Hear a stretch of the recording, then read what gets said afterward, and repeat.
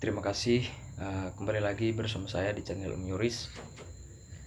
Pada video kali ini saya akan menjelaskan secara singkat terkait dengan paradigma teori-teori pembangunan. Kita mulai dengan teori pertama, yaitu teori modernisasi. Nah, berbicara tentang teori modernisasi, itu adalah wajah dari sebuah pembangunan, hakikat dari sebuah pembangunan itu sendiri.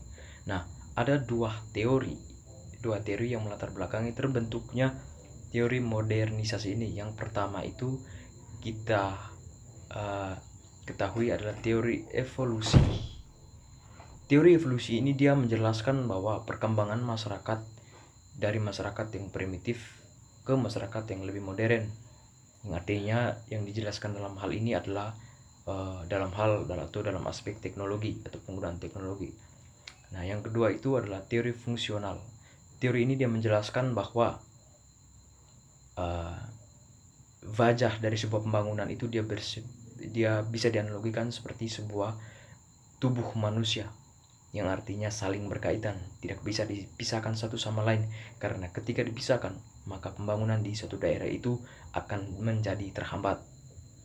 Nah, yang kedua itu teori dependensi atau teori ketergantungan. Nah, teori ini menjelaskan terjadinya eksploitasi yang dilakukan oleh negara-negara maju kepada negara-negara berkembang, atau di sini bisa dikategorikan dalam teori ini adalah negara pinggiran dan negara pusat. Jadi negara pusat itu adalah negara maju dan negara pinggiran itu adalah negara berkembang atau negara ketiga. Nah, teori ini menjelaskan terjadinya eksploitasi yang dilakukan oleh negara-negara maju terhadap negara berkembang.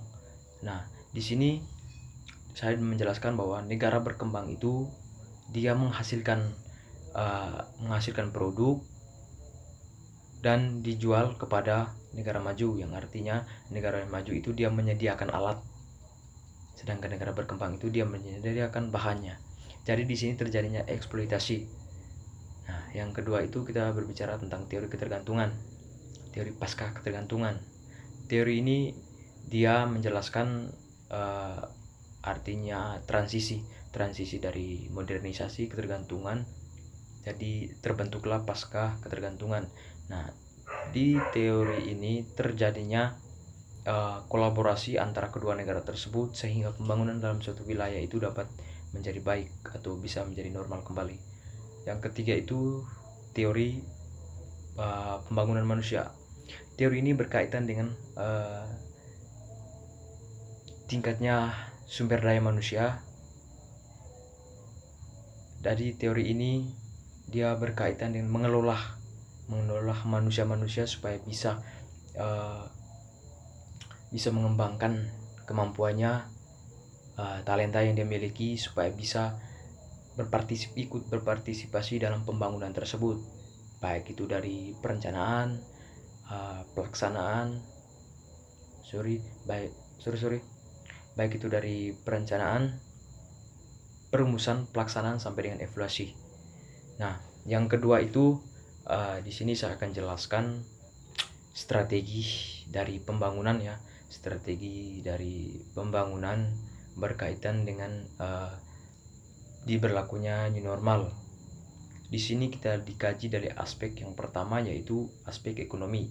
Di sini yang mau saya jelaskan, strategi yang dapat diberikan oleh pemerintah itu adalah bagaimana mereka menstabilkan kembali dengan memberikan bantuan kepada masyarakat ya, kepada masyarakat yang terdampak, yaitu dalam bentuk barang, sehingga dengan diberikan barang tersebut masyarakat itu dapat mengelola. Karena ketika diberikan uang, maka sudah dipastikan bahwa uang itu akan dialihfungsikan ke hal-hal yang tidak berguna. Jadi saya rasa itu adalah strategi oleh pemerintah dalam dalam meningkatkan pertumbuhan ekonomi di negara Indonesia. Yang kedua itu adalah strategi